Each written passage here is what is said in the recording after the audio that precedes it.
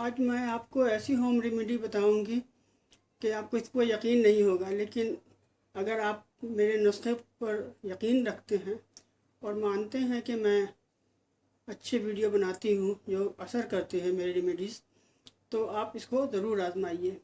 ये मैं गले की ख़राश, चाहे कितनी भी पुरानी हो, कितना भी गले में पुराना इरिटेशन हो और बहुत ज़्यादा इरिटेशन हो, उसको भी ठीक करेगा।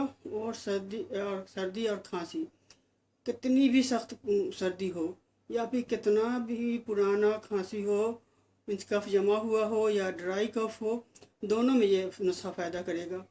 और पुराने से पुरानी खांसी हो, पुराने से पुराना कफ हो या सूखी खांसी हो, इन सब में ये फ़ायदा करेगा।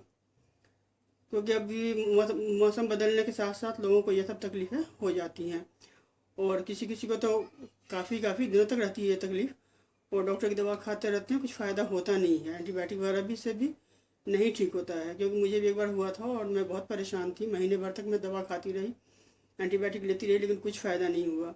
फिर बाद में मैंने अपना ये देसी नुस्खा अपनाया। ये गाँव में तो लोग आमतौर से करते हैं, तो मैंने ये अपनाया और मुझे 3 दिन के अंदर में अल्हम्दुलिल्लाह मुझे बिल्कुल आराम मिल गया। गले का इरिटेशन भी ख़त्म हो गया, और जो कफ़ इतना ज़्यादा हो रहा था, कभी ड्राई कफ होता था, कभी वेट कफ होता था, बहुत कफ निकलता था, तो इसमें मुझे ये बहुत फ़ायदा किया। तो आज चलिए मैं आपको ये बताती हूँ कि क्या करना है। सबसे पहला एक बिल्कुल आसान नुस्खा है। सबसे पहले आपको ये करना है कि ये 4 से 5, ये देखिए 4 से 5 ये काली मिर्च ले लेना है। 1-2 ज़्यादा हो, कम हो गया तो कोई फ़र्क नहीं पड़ता है, 7 भी ले लीजिएगा तो भी चलेगा। ठीक है, ये ले लिया और इसको मुंह में रख के चबा लीजिए। चबा के ऊपर से 1 गिलास गर्म होना चाहिए पानी, वो पी लीजिए। सुसुम पानी में बर्दाश्त जितना करते हैं उतना पी लीजिए, और बस हो गया। उसके बाद आप 1 घंटे बाद, आधे घंटे बाद नाश्ता कीजिए। तो ये एकदम आसान तरीका है। और अगर आपको चबाने में तकलीफ़ हो तो ये आप 4 से 5 काली मिर्च को पीस लेंगे हम। ये इसको हम ऐसे सिलबट्टे पर कीजिए, पीस लीजिए, बिना चौकी पीस लीजिए। ऐसे हम अंदाज़ा कर लेंगे ये 4-5 काली मिर्च पीसने के बाद कितना पाउडर बनता है। देखिए एकदम बारीक ना भी पिसा है तो चलेगा।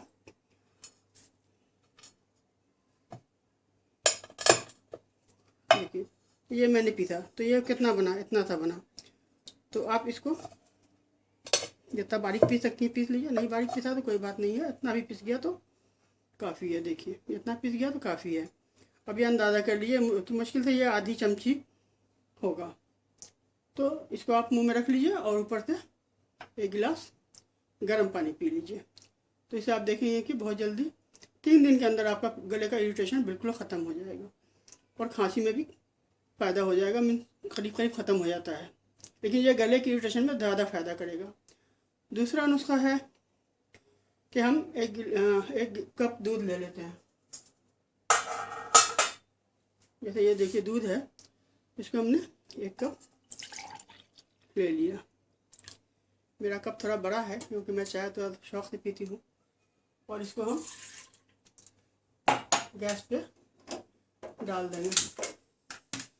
अब ये दूध जब जैसे ही दूध उबलने लगेगा तो वैसे ही हम इतनी ही आधी चमची से भी कम हल्दी इसमें डाल देंगे।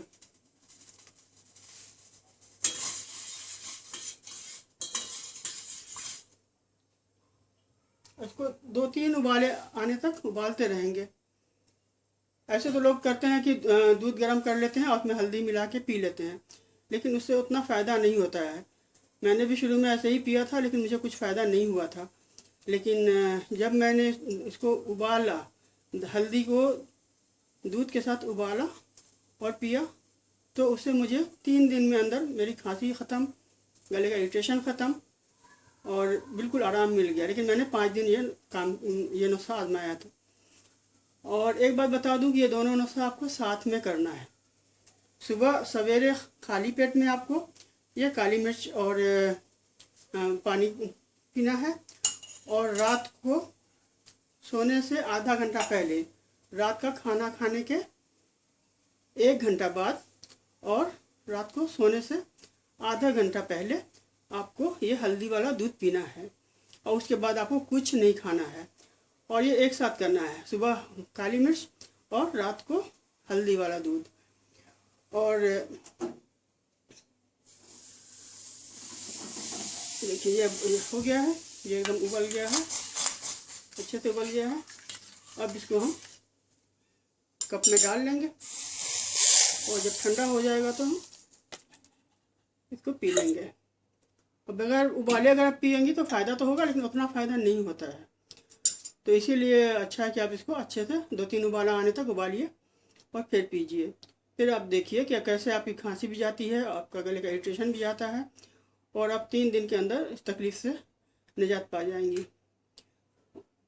उम्मीद है कि आपको ये नुस्खा पसंद आया होगा। और एक बात और बता दूं कि ये हल्दी जो है वो हम घर में जो मसाले के लिए इस्तेमाल करते हैं वो इतनी इफ़ेक्टिव नहीं है। अम्बा हल्दी आती है, वो आपको पंसारी की दुकान में मिल जाएगा, तो वो अम्बा हल्दी ज़्यादा इफ़ेक्टिव है।